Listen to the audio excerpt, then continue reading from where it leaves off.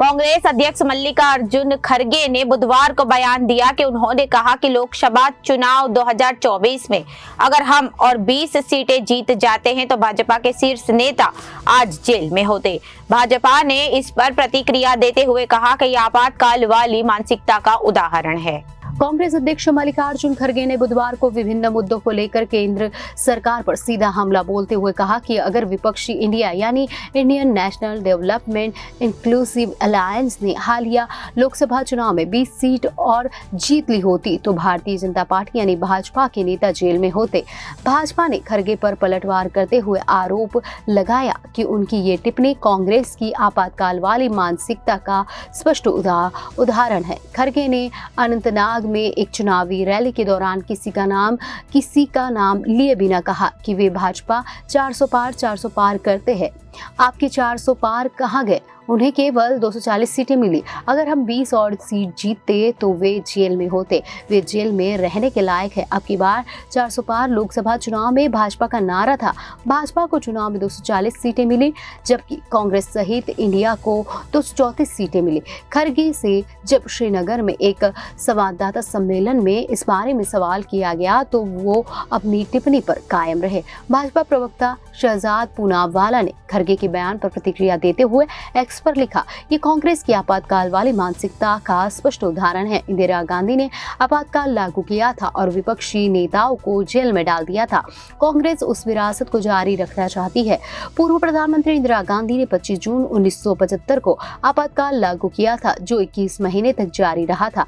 खड़गे ने श्रीनगर में एक संवाददाता सम्मेलन में कहा था कि भारतीय जनता पार्टी को उसका विरोध करने वाले राजनीतिक दलों और गठबंधनों को तोड़ने का प्रयास बंद कर देना चाहिए क्योंकि केंद्र में उसकी यानी भाजपा की अल्पमत सरकार है जो अपने अस्तित्व के लिए तेलुगु देशम पार्टी यानी तेदेपा और जनता दल यूनाइटेड यानी जेडीयू पर आश्रित है। खड़गे ने कहा कांग्रेस और नेशनल कॉन्फ्रेंस यानी नेगा मिलकर जम्मू कश्मीर में चुनाव लड़ रहे हैं जिसपे भाजपा घबरा गई है।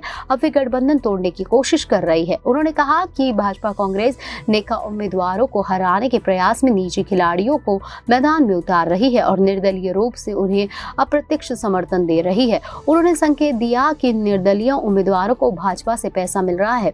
खड़गे ने कहा कि भाजपा अब ऐसा करना बंद कीजिए। आपकी सरकार के पास 400 के पार नहीं 200 से पार सांसद है। ये अल्पमत की सरकार है। चंद्रबाबू नायडू तेदेपा कभी भी समर्थन वापस ले सकते हैं। नीतीश कुमार यानी जेडीयू कभी भी गठबंधन से बाहर निकल सकते हैं।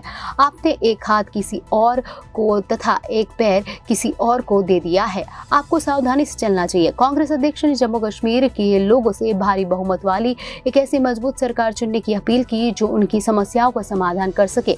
उन्होंने कहा यदि आप यानी मामूली बहुमत के साथ सरकार चुनते हैं तो भाजपा विधायकों की खरीद फरोख्त के जरिए रातों रात सरकार गिरा देगी। मेरे राज्य कर्नाटक में ऐसा हुआ जिन्होंने 16 विधायकों को खरीद लिया। महाराष्ट्र में उन्होंने सरकार बनाने के लिए शिवसेना और रंगप्पा राष्ट्रवादी कांग्रेस पार्टी को तोड़ दिया।